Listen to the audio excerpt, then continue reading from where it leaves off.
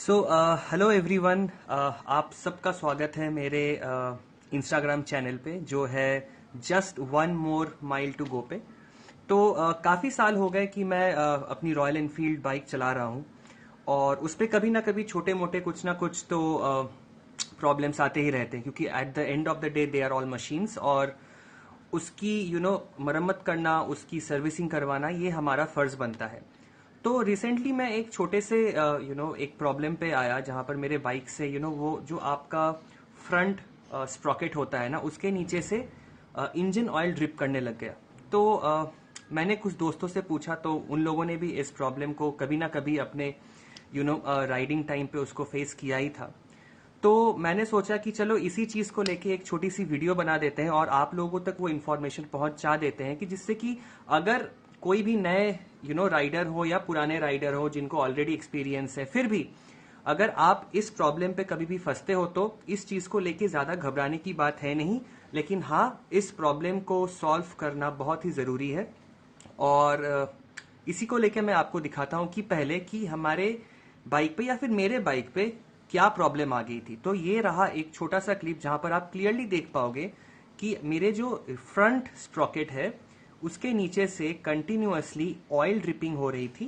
मैं उसका एक स्टिल इमेज भी आपको दे रहा हूं और इवन मैं एक छोटा सा क्लिप भी लगा रहा हूं जिससे कि आपको पता चलेगा कि वो एग्जैक्ट प्लेस कौन सी है। सो गाइज, आप अभी क्लियरली देख पाओगे कि फ्रंट स्प्रॉकेट के नीचे वाली जो एरिया है उस पर काफ़ी ऑयल एक्यूमुलेट हो चुका है। दो मैंने इसको थोड़ा क्लीन कर लिया था, लेकिन फिर भी ये इंजन ऑयल की वजह से हमेशा भींगा ही रहता है। इस स्टील इमेज पे आप क्लियरली देख पा रहे होगे कि एक ब्लैक कलर की धारा या स्ट्रीम इंजन ऑयल की जो कंटिन्यूअसली जहाँ से लीक कर रही है वो आपको विजिबल दिखाई दे रही है क्लियरली। तो इससे क्या हो रहा था ना, मेरे बाइक के नीचे वाला जो हिस्सा है वो हमेशा इंजन ऑयल से भींगा रहता था एंड इवन कुछ इंजन ऑयल की बूंदें तो मेरे फ्लोर पे भी गिरती थी। अगर ऐसी सिचुएशन आप भी फेस कर रहे हो तो इसको ज़्यादा दिन अपने बाइक पर पाल के ना रखें। सीधा उसको ऐसे दुकान पे ले जाइए जहां पर रॉयल एनफील्ड की सर्विस होती है। वो सर्विस सेंटर नहीं होने से भी चलेगा, मगर अगर आपकी बाइक वारंटी में है तो ज़रूर आप उसको सर्विस सेंटर पे लेके जाइए। अगर आपकी बाइक सर्विस वारंटी पे नहीं है तो आप ऑब्वियसली एक ऐसी दुकान पे लेके जाइए जहां पर रॉयल एनफील्ड की जेन्युइन सर्विस की जाती है।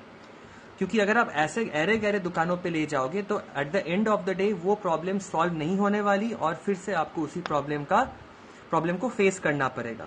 तो एक छोटी सी आपको क्लिपिंग दिखाता हूँ, एक स्टिल इमेज दिखाता हूँ कि दुकान पे जब मैं ले गया तो एक्चुअली उन लोगों ने क्या किया।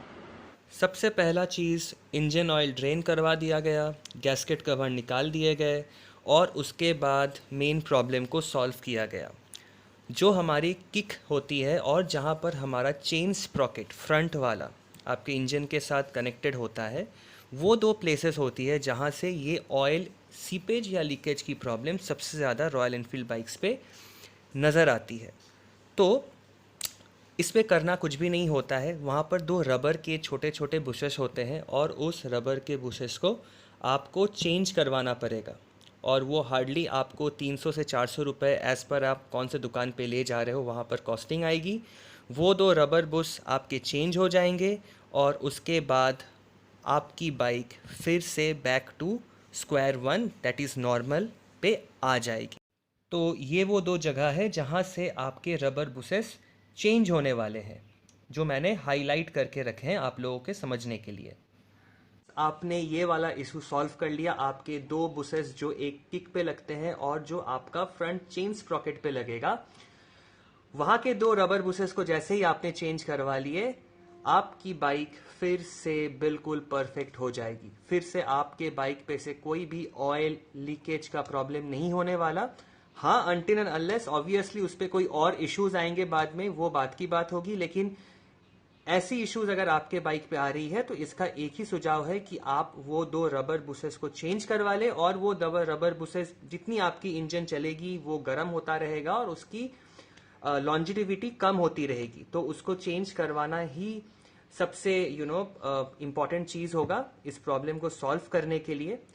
और जब भी आप, और एक चीज, जब भी आप उस गैस्केट को खोलते हो ना, हमेशा याद रखो कि आप गैस्केट की एक रबर होती है जो एक गैस्केट को आपके इंजन के साथ चिपका के रखती है, तो उस गैस्केट को भी आप नया लगवा लो। रॉयल एनफील्ड की जेन्युइन लोगे तो that will cost you 88 rupees, और आप नॉर्मल कोई भी शॉप से वो गैस्केट आपके 350। ऑब्वियसली आपका मॉडल कौन सा है, आप कौन से BS4 हो, BS3 हो या BS6 के हो, उसकी जानकारी हमेशा दुकानदार को दे और उस हिसाब से आपके उस रबर गैस्केट रबर को उठा ले, या रबर जो पैडिंग होती है उसको आप उठा ले और उसको नया लगवा ले हमेशा। तो जब भी वो गैस्केट खुलती है ना, तो उस पे जो एडेसिव लगा होता है वो खराब हो जाता है, और इट इज ऑलवेज रिकमेंडेड कि आप नया गैस्केट का जो रबर पैडिंग होता है उसको हमेशा लगा लें। तो ये करोगे तो आपकी बाइक फिर से बैक टू नॉर्मल हो जाएगी, कोई ऑयल लीकेज या सीपेज की प्रॉब्लम नहीं होने वाली। अगर ये वाली इश्यूज है तो जहां से मैंने आपको वीडियो दिखाया था, तो this would be the only solution how you do it, how you rectify this problem.